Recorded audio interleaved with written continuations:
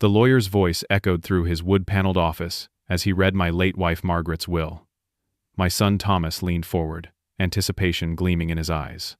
When the words, "To my husband Norton, I leave nothing," filled the air, Thomas couldn't contain his smirk. He leaned close, his expensive cologne suffocating me. "You won't last a week without her money, old man," he whispered. Grief twisted with humiliation as I stared at my trembling hands. Then the lawyer cleared his throat. "However, there is a second page to the will." Franklin Wilson had been our family attorney for over 30 years. His office still had the same dark oak paneling and leather chairs that Margaret and I had sat in decades ago, when we first drafted our wills. The room smelled of old books and furniture polish, a scent that usually brought comfort. Not today. I sat there feeling hollow, like someone had carved out everything inside me. Just 2 weeks ago, I had held Margaret's hand as she took her final breath, after 8 agonizing months of fighting pancreatic cancer. 43 years of marriage ended in a hospital room that smelled of antiseptic and despair. My daughter Allison sat to my right, her husband Greg beside her. She had her mother's gentle eyes and kind smile, though today those eyes were rimmed with red. Greg kept a supportive hand on her shoulder. Across from us, Thomas and his wife Pamela occupied the leather couch. Thomas wore an expensive suit that probably cost more than I spent on clothes in a year. Pamela sat perfectly poised in designer clothing, her face a practiced mask of appropriate grief. "Shall we proceed?" Franklin asked, adjusting his reading glasses. No one objected. He began reading the formal legal language. Margaret's final wishes laid bare in the sterile terminology of estate law. I barely heard the words, my mind flooding with memories of Margaret and me building our life together. We'd started with nothing but determination and each other. The carpentry business we built from scratch had given us a good life. Margaret had handled all the finances while I focused on craftsmanship, a division that worked perfectly for us. "To my son, Thomas James Wilson," Franklin read, "I leave 40% of my financial assets, including stocks, bonds, and my personal investment accounts." Thomas straightened slightly, his expression unchanged but a gleam appearing in his eyes. "To my daughter Allison Marie Carter," Franklin continued, "I leave 20% of my financial assets and my collection of family heirlooms, excluding jewelry." Allison nodded slightly, dabbing at her eyes. She had never cared about the money. Then came the words that caused the air to vanish from the room. "To my husband, Norton, Alan Wilson, I leave nothing." The silence was deafening. I felt blood rush to my face as everyone's eyes turned to me. Confusion, shock, and humiliation crashed over me in waves. How could Margaret do this? After 43 years, had I misunderstood everything about our life together? Thomas couldn't hide his satisfaction. A small smile played at the corner of his mouth as he leaned toward me, whispering words only I could hear. "You won't last a week without her money, old man." His cologne was overpowering, expensive and artificial, nothing like the sawdust and honest sweat that had been my signature scent for decades. I stared at my calloused hands, evidence of a lifetime of work, now trembling slightly in my lap. Franklin cleared his throat, drawing everyone's attention back to him. "However," he said carefully, "there is a second page to the will." The atmosphere in the room shifted immediately. Thomas's smug expression faltered. "To continue," Franklin said, adjusting his glasses, "to my husband Norton, I leave our family home at 723 Maple Street, free and clear of all debts, along with all its contents. I also leave him my entire jewelry collection, which he may distribute or keep as he sees fit." Thomas shifted in his seat, the leather creaking beneath him. "Additionally," Franklin continued, "I leave Norton a sealed envelope in the possession of my attorney, to be opened 30 days from today's date, not before." Thomas stood abruptly. "This is ridiculous. The house is worth at least $400,000. Those jewels are worth another 100,000, minimum." Franklin remained calm. "The will is legally binding, Thomas. Your mother was of sound mind when she signed these documents." "The hell she was," Thomas snapped. "She was on pain medication for months. She wasn't thinking clearly." He pointed at me accusingly. "He manipulated her when she was vulnerable." "Thomas!" Allison gasped. "It's true," he insisted. "Dad never handled the finances. Mom always said he didn't have a head for business. Now suddenly he gets the most valuable assets? I'll contest this." "You're welcome to try," Franklin replied evenly. "But I can assure you, your mother took every precaution to ensure this will would stand up to any challenge." Thomas grabbed his designer briefcase. "We'll see about that. Come on, Pamela." Pamela rose gracefully, avoiding eye contact with anyone as they left. The door closed with more force than necessary. Allison moved to the chair next to mine. "Dad, are you okay?" I nodded, unable to form words around the lump in my throat. Margaret had left me our home, but why frame it as leaving me nothing first? What game had she been playing? After Allison and Greg left with comforting hugs and promises to check on me later, Franklin gestured for me to stay. "Norton," he said, his professional demeanor softening, "there's something else you should know. Margaret changed her will several times in her final months." I looked up. "What?" She seemed increasingly concerned about something, but she never fully explained it to me. All she said was that sometimes the best way to reveal the truth is to create circumstances where people believe they can act freely. He sighed. "I don't know what she meant by that, but I suspect you'll understand when you open that envelope in 30 days. I left his office with more questions than answers, clutching the paperwork that confirmed I still had a home, if nothing else. The house felt cavernous without Margaret. For days after the will reading, I wandered from room to room, touching her things, inhaling her lingering scent on her clothes.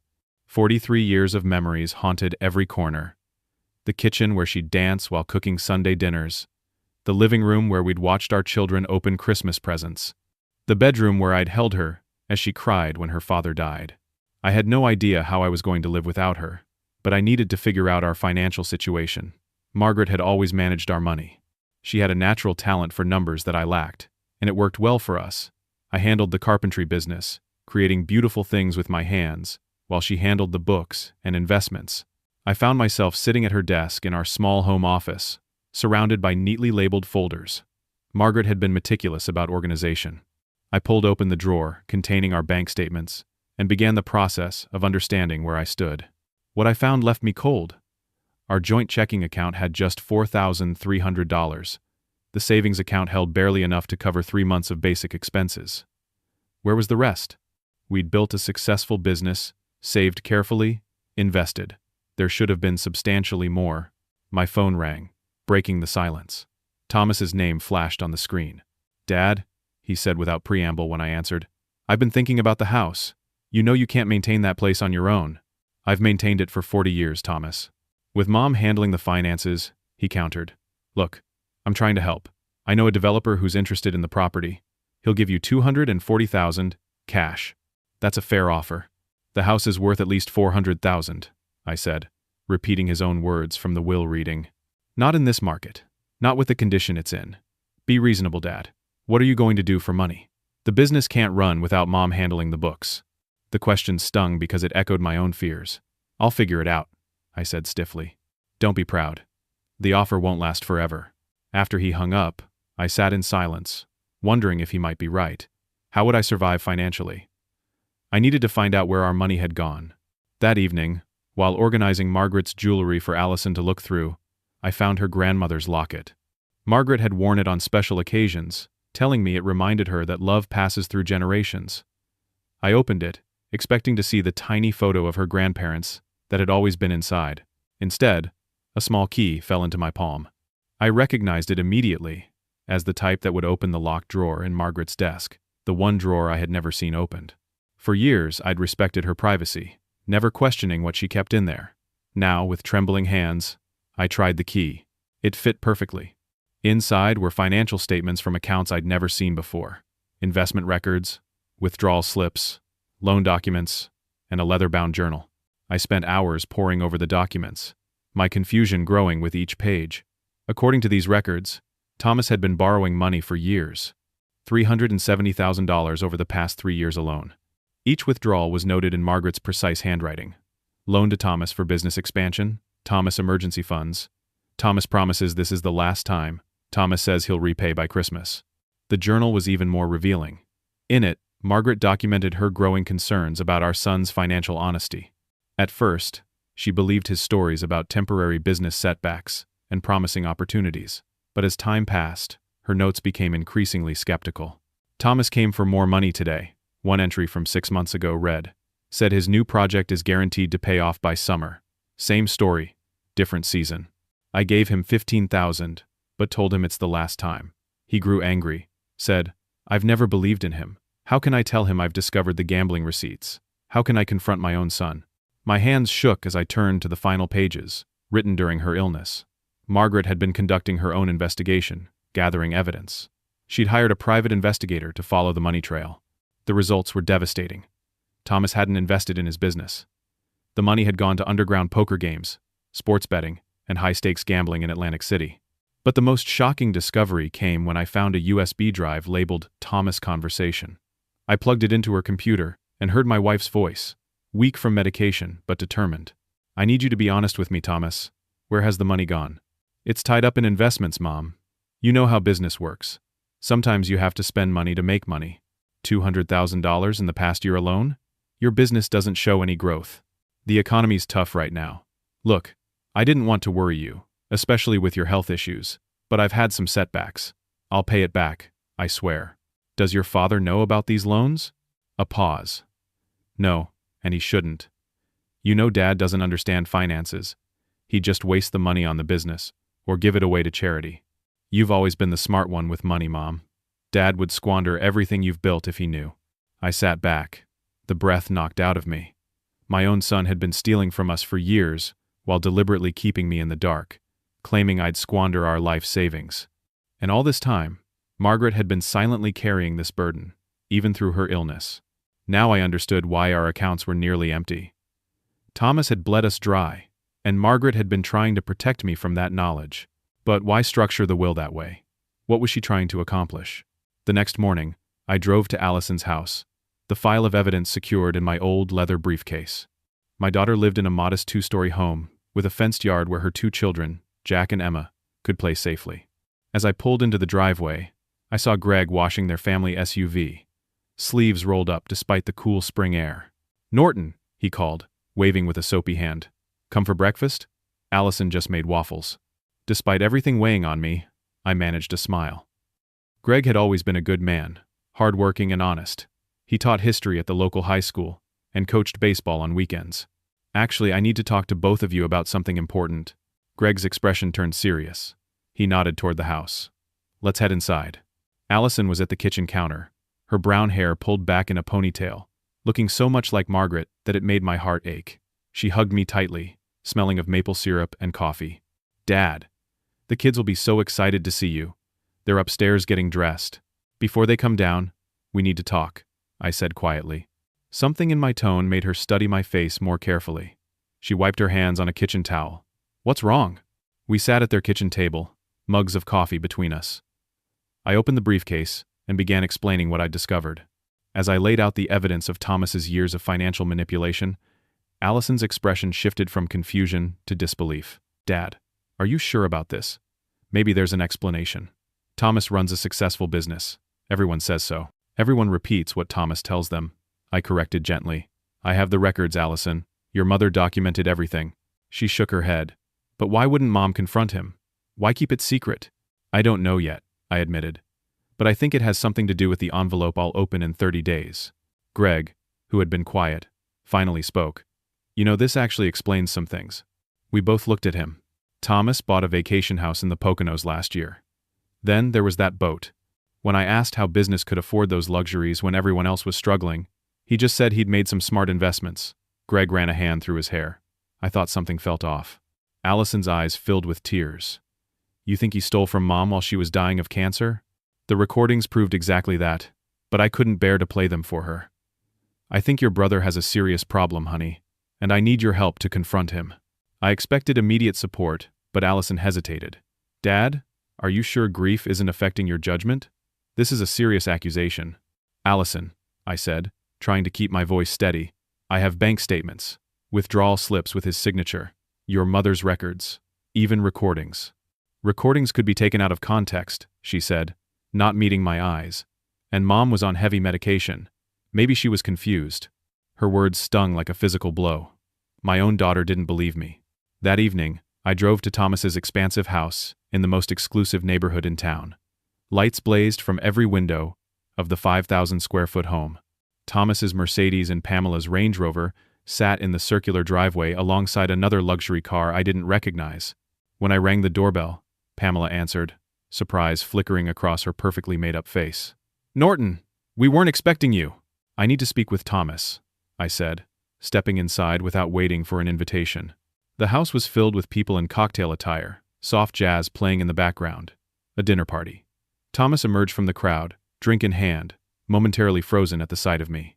Dad, he recovered quickly. What a surprise. You should have called. We're having a little business gathering. We need to talk. Privately. His smile remained fixed, but his eyes hardened. Can it wait until tomorrow? I have guests. It's waited long enough. Thomas excused himself to his guests and led me to his home office, a room designed to impress with leather furniture, expensive art, and a desk larger than some dining tables. What's so urgent? He asked, closing the door.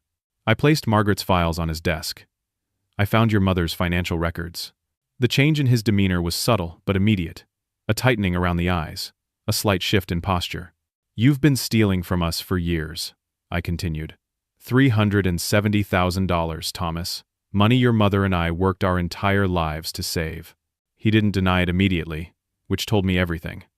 Instead, he took a slow sip of his drink. That's a simplistic interpretation. Mom was investing in my business ventures.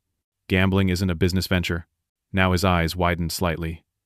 You don't know what you're talking about. Your mother hired a private investigator. She knew everything, Thomas. The poker games, the sports betting, Atlantic City.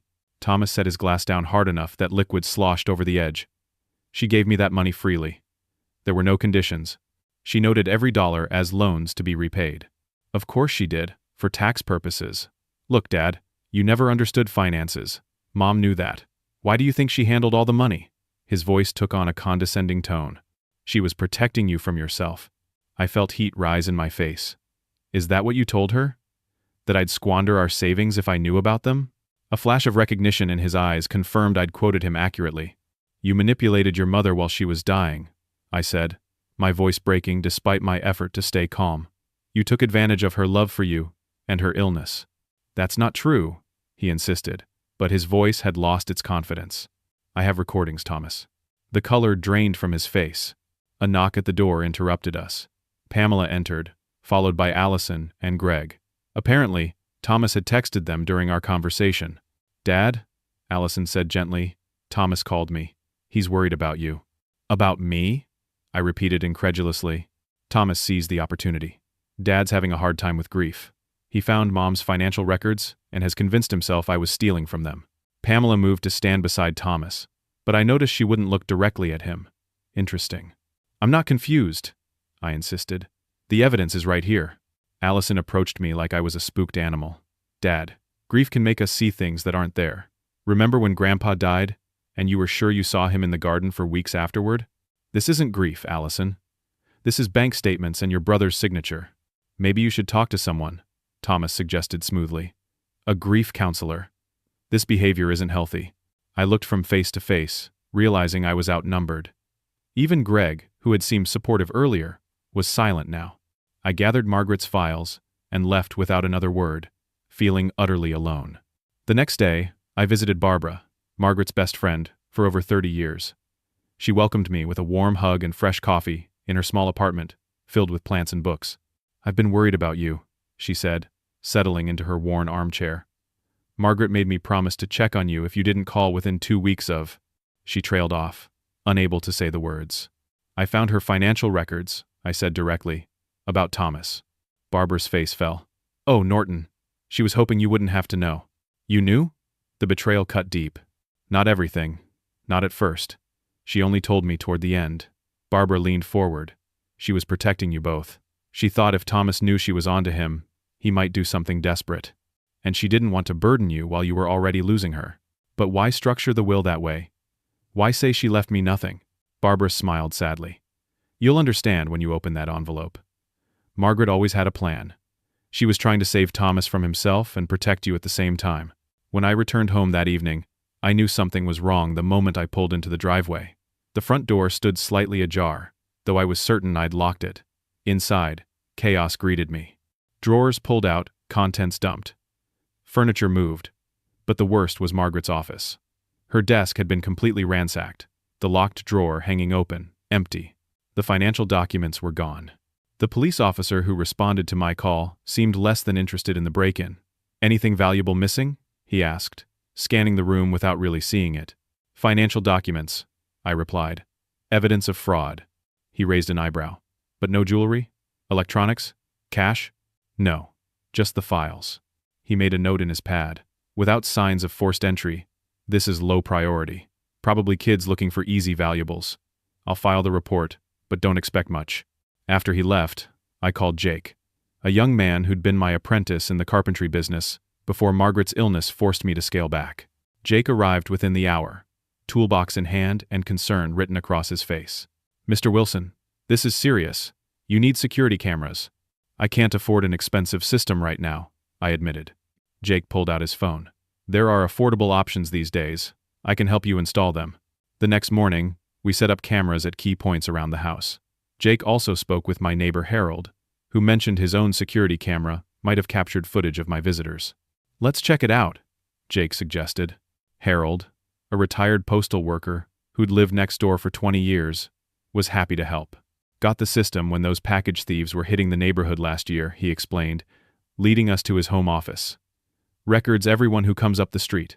He pulled up the previous day's footage, and we watched as a black SUV with tinted windows parked in front of my house around 2 in the afternoon. 2 men emerged. One was unmistakably Thomas. The other was a burly man I'd never seen before. "That's your son, isn't it?" Harold asked. "Didn't know he had a key to your place." "He doesn't," I said quietly. Jake copied the footage to his phone. "This is evidence, Mr. Wilson. That's breaking and entering." 3 days later, a certified letter arrived. Thomas had filed a petition for guardianship, claiming I was mentally incompetent and unable to manage my affairs due to dementia and grief-induced delusions. The hearing was scheduled for 2 weeks away. I sat at the kitchen table, hands shaking as I read the document. Thomas had statements from family friends claiming they'd witnessed my mental decline. Even Allison had provided a statement expressing concern about my paranoid accusations and confusion about financial matters. My own children were trying to take away my independence. That afternoon, I received another blow. The mortgage company called about missed payments. According to their records, the house was 3 months behind, despite the will stating it was free and clear of all debts. When I explained the situation, the representative was sympathetic but firm. "We need those payments brought current within 30 days, or we'll begin foreclosure proceedings." Thomas had been handling those payments for the past 6 months, insisting it would help Margaret focus on her health. Had he deliberately stopped paying, hoping to force me out of the house? That night, unable to sleep, I found myself in Margaret's library, running my fingers along the spines of her beloved books. She had been an avid reader, particularly of classic literature. Her copy of Pride and Prejudice had been read so many times the binding was falling apart.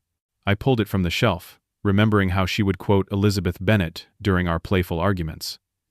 As I opened it, I discovered the pages had been hollowed out, creating a hidden compartment. Inside was a USB drive labeled Insurance. Heart pounding, I took it to Margaret's computer. The drive contained copies of checks, with my forged signature, loan applications in my name that I'd never seen, and, most surprisingly, a video file titled, "For Norton." I clicked on it, and Margaret's face filled the screen. She looked tired, her skin pale and drawn from chemotherapy, but her eyes were clear and determined.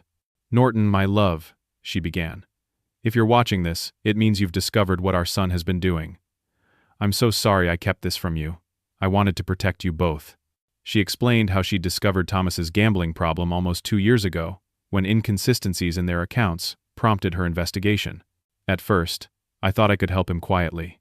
I believed his promises to stop, but the problem only grew worse. Then my diagnosis came, and I realized Thomas saw my illness as an opportunity. He began manipulating me for larger sums, always when I was medicated and vulnerable. Her voice broke. The hardest part was realizing he was driving a wedge between us, convincing me you couldn't handle the financial truth. He played on my fears while I was at my weakest. She composed herself. "But I've created a plan. I've established separate accounts Thomas knows nothing about. I've documented every transaction. And I've structured my will specifically to reveal his true nature." Margaret looked directly into the camera. "By appearing to leave you nothing, I forced Thomas to show his hand. His reaction tells you everything about his character and intentions.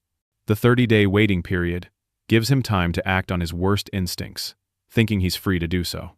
She smiled sadly. "I know this is painful, my love, but sometimes the only way to help someone is to let them hit bottom. Thomas needs to face consequences before he can heal. And you deserve to know the truth, however difficult." The video ended with her promise that everything would make sense when I opened the envelope.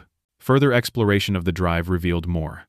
Margaret had created separate accounts at a different bank, transferring significant assets there over the past year. She documented Thomas's fraud meticulously, creating copies of everything.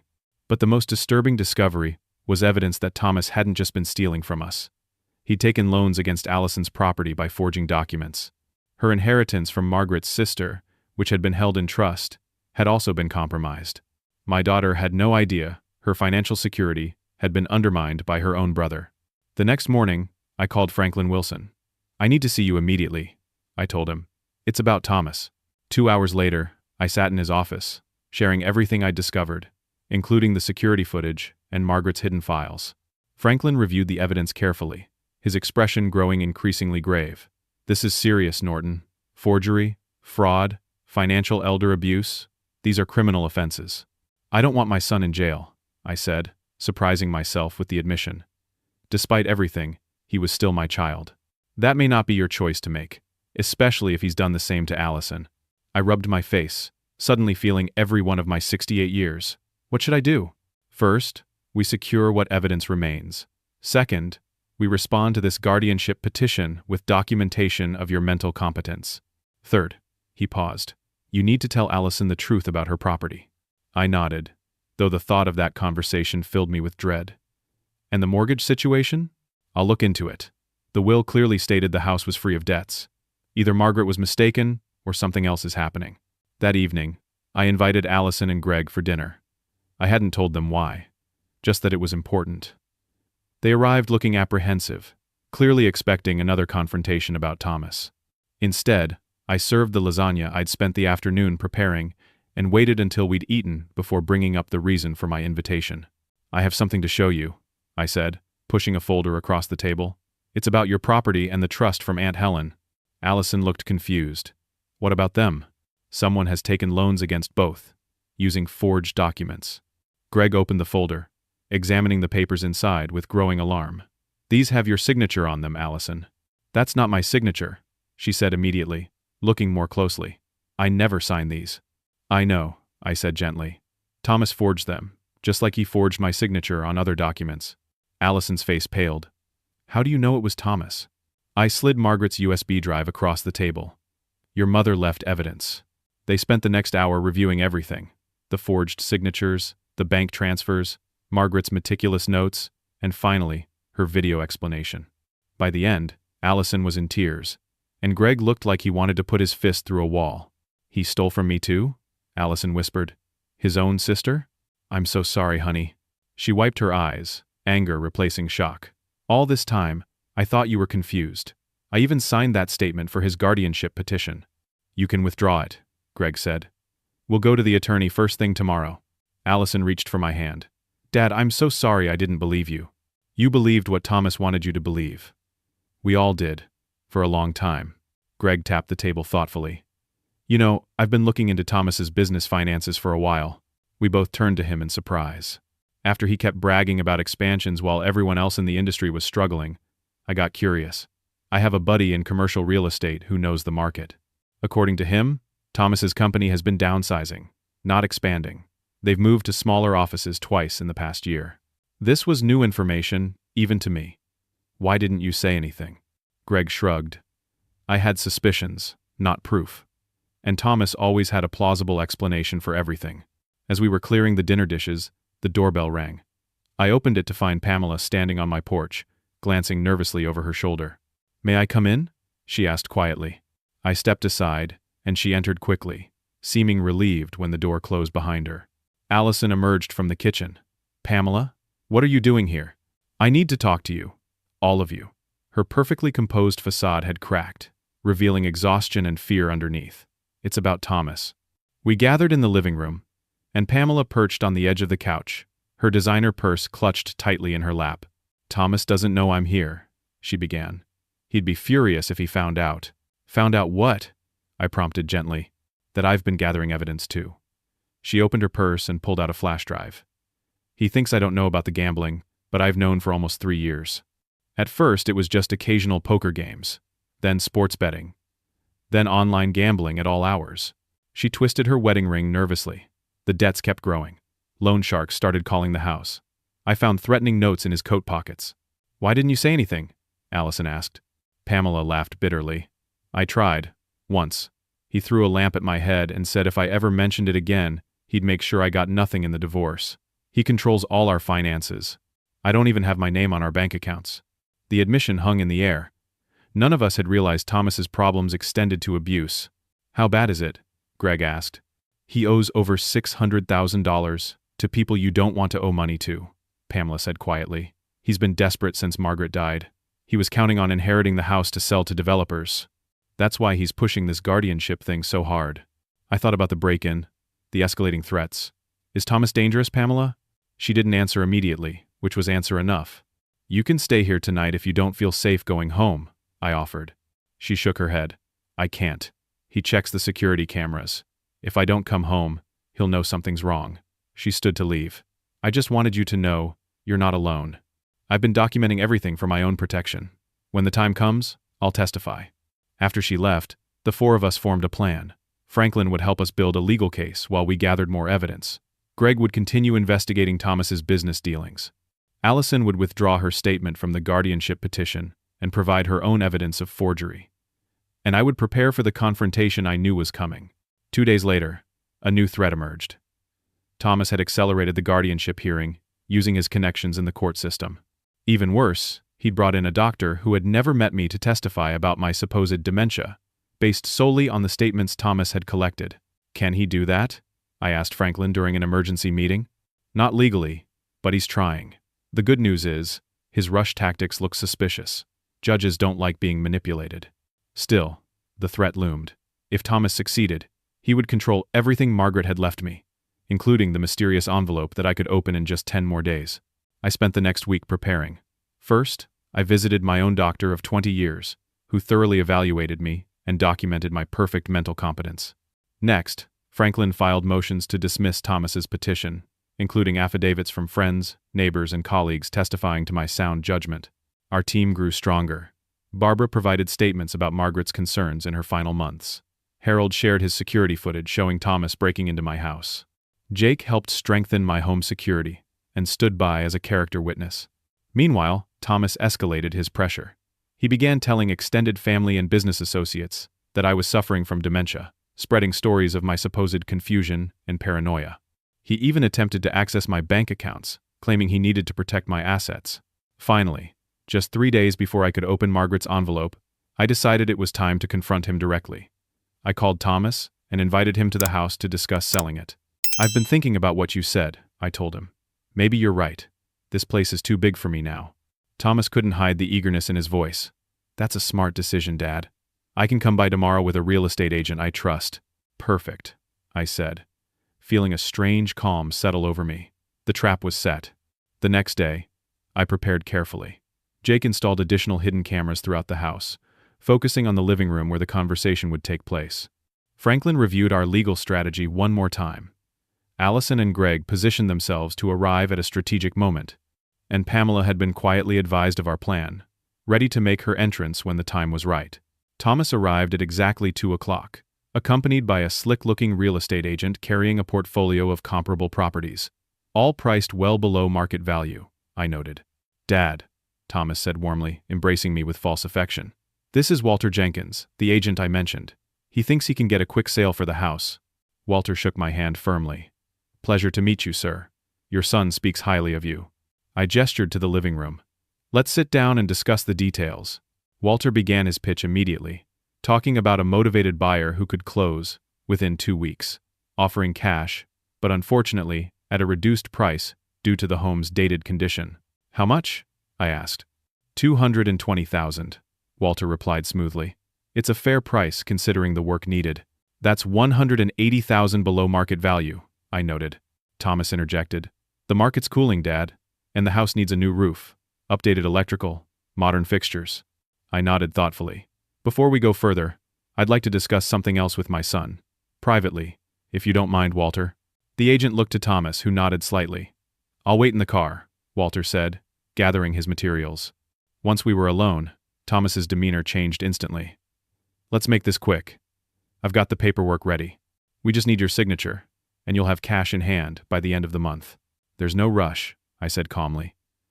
I'd like to talk about your gambling debts first. His face hardened. Not this again. $600,000 is a lot of money, son. Thomas froze. Where did you get that number? From your wife. The color drained from his face. Pamela wouldn't. She's been documenting your abuse for years, Thomas. The threats, the financial control. She's ready to testify. His shock quickly morphed to anger. This is exactly why you need guardianship. You're paranoid, making up conspiracy theories. Is this a conspiracy theory too? I asked, pulling out copies of the forged checks and loan applications. Or the fact that you broke into my house to steal evidence? I have that on video, by the way. Thomas stood abruptly. You're confused. Grief-stricken. Everyone can see it but you. Everyone? I pressed a button on my phone, and the front door opened. Allison and Greg entered the living room. Even your sister. Whose property you mortgaged without her knowledge? Thomas's eyes darted between us, calculating his options. Whatever she told you, it's a misunderstanding. I was protecting her interests while she focused on her family. By forging her signature? Greg asked coldly. You have no proof of that, Thomas snapped. Actually, we have quite a bit of proof, I said. Your mother made sure of that. For the first time, uncertainty flickered in his eyes. What are you talking about? Margaret knew what you were doing, Thomas. She documented everything. The manipulation during her illness. The theft. The lies. He scoffed, but less convincingly. If she had proof, she would have confronted me. She had a different plan. I gestured to the security cameras visible in the corners of the room. Everything you're saying is being recorded, just like she recorded you. That hit home. Thomas paled visibly. Turn those off. No, I don't think I will. You see, in 2 days, I get to open an envelope your mother left me. I have a feeling it contains evidence she prepared for exactly this situation. You're bluffing, he said, but his voice lacked conviction. Am I? I leaned forward. Your mother was always smarter than both of us, Thomas. She knew what you were doing, and she set this up perfectly. First, appearing to leave me nothing so you'd show your true colors. Then giving me time to discover what you've been hiding. Thomas sank back into his chair, the facade crumbling. You don't understand. I never meant for it to go this far. Then help us understand, Allison pleaded. What happened, Tommy? The childhood nickname seemed to break something in him. His shoulders slumped, and when he looked up, I saw my son again, not the manipulative stranger he'd become. It started small, he admitted, voice barely above a whisper. A poker game with clients. I won, and it felt good.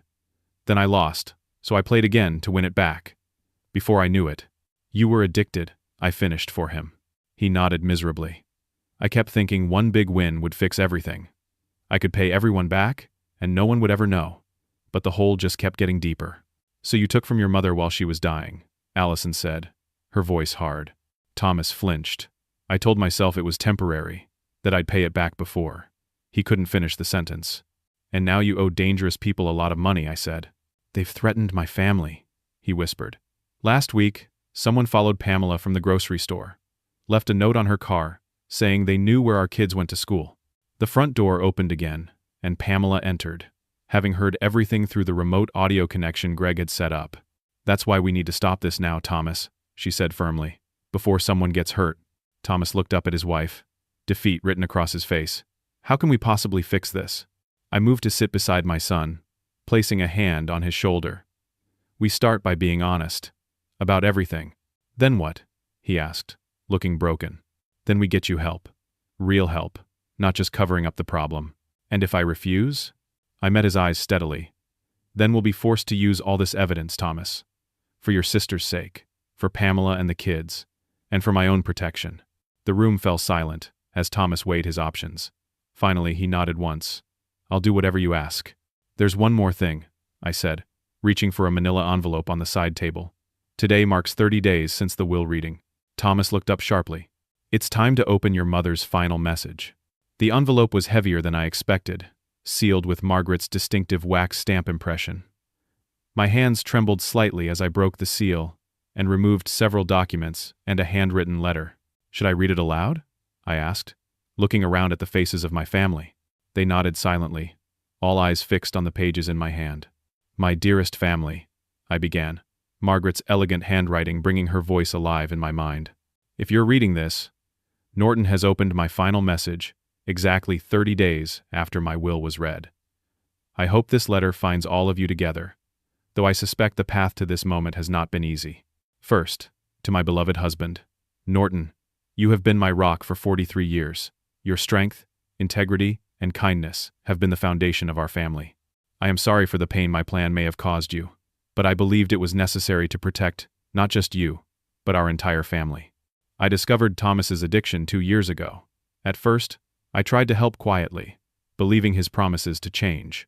But as my illness progressed, his desperation grew.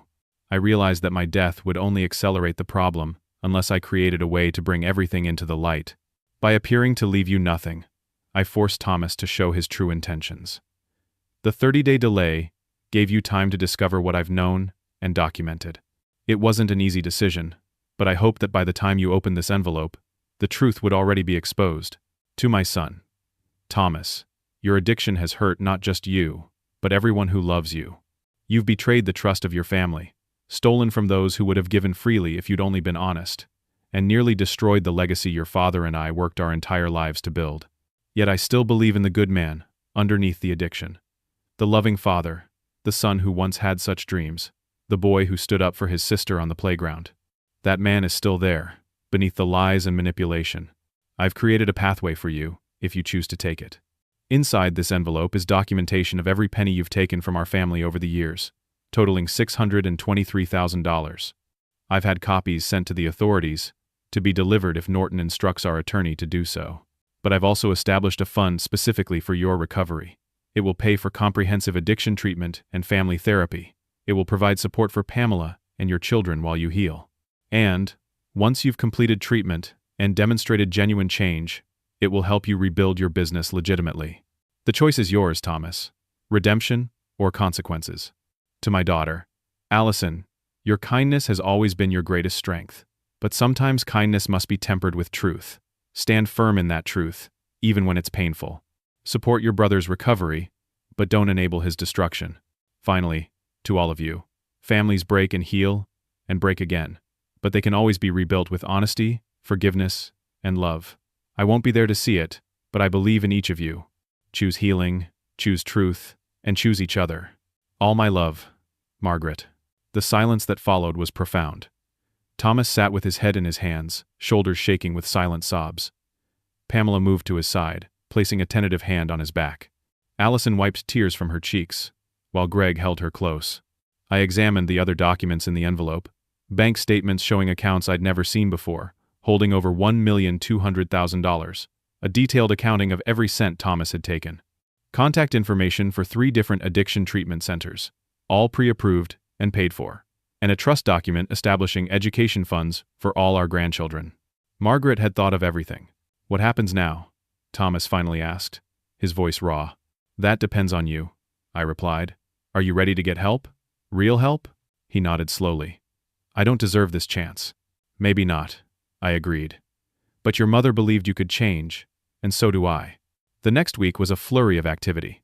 Thomas entered an inpatient treatment facility specializing in gambling addiction and financial disorder. Pamela began attending support groups for families of addicts. Franklin helped me stabilize our financial situation and resolve the mortgage issue, which had indeed been another of Thomas's manipulations. Most importantly, Allison and I rebuilt our relationship, stronger than before. We spent hours talking about Margaret, sharing memories and discovering new facets of the remarkable woman who had loved us all enough to orchestrate this difficult but necessary intervention from beyond the grave. 6 months passed. Spring turned to summer, then fall. I transformed Margaret's beloved garden, adding a small memorial bench where I could sit and feel her presence in the rustle of leaves and the scent of her favorite roses. Thomas completed his 90-day inpatient program and continued with outpatient therapy 3 times a week. The change in him was remarkable. The arrogance was gone, replaced by humility and genuine remorse. He worked with Franklin to create a repayment plan for the money he'd taken, insisting on making amends despite my willingness to forgive the debt. Pamela and Thomas entered marriage counseling, slowly rebuilding trust between them. Their relationship remained fragile, but there was new honesty between them that gave me hope. As for me, I found purpose again. Jake convinced me to reopen the carpentry business on a smaller scale, focusing on teaching rather than production. I began offering workshops for at-risk youth, showing them how to create beauty with their hands, just as Margaret and I had built something beautiful with our lives. On Thanksgiving, exactly 1 year after Margaret's diagnosis, we gathered as a family in the home she'd made sure I kept. I stood at the head of the table, looking at the faces of those I loved most in the world. "Before we eat," Thomas said, standing nervously, "I want to say something." Everyone fell silent, waiting. 1 year ago, I was destroying this family with my addiction and lies. I hurt each of you deeply, betrayed your trust, and nearly tore apart everything Mom and Dad built. His voice wavered but remained steady. I can never fully repay what I've taken, not just financially, but emotionally. The pain I caused, the time we lost with Mom because I was focused on manipulation instead of saying goodbye properly. He looked at each of us in turn. "I'm sorry, truly sorry. And I'm grateful beyond words for this second chance I didn't deserve." I thought of Margaret then, how she would have nodded in approval at this moment she'd orchestrated but hadn't lived to see. How she'd known exactly what our son needed, what we all needed. Truth, however painful. As I carved the turkey, surrounded by the family Margaret had saved with her final act of love, I felt a sense of peace I hadn't experienced since losing her. We were healing, each in our own way. The path forward wouldn't be perfect, but it would be honest. Later, as twilight settled over the garden, I sat on Margaret's memorial bench with my 2 youngest grandchildren, telling them stories about their remarkable grandmother. How she could solve any problem. How she loved fiercely enough to save us all. How her wisdom continued to guide us even now. In the soft evening light, with the laughter of family drifting through open windows, I felt Margaret's presence more strongly than ever before. Not in grief or longing, but in the living legacy of love and truth she'd left behind. Some might say she left me nothing in her will. But, in reality, she'd given me everything that mattered. Our family, restored and healing. A future built on honesty instead of deception. And the greatest gift of all, the chance to see our son become the man we'd always hoped he would be. What have you experienced in your family that tested your love but ultimately made it stronger? Comment below with your story. And if you found value in this journey we shared together, please like this video, subscribe to hear more stories of healing and redemption, and share with someone who might need to hear that families can heal even after the deepest betrayals. Thank you for listening, and I wish you the strength to face your own family truths with the same courage Margaret taught me.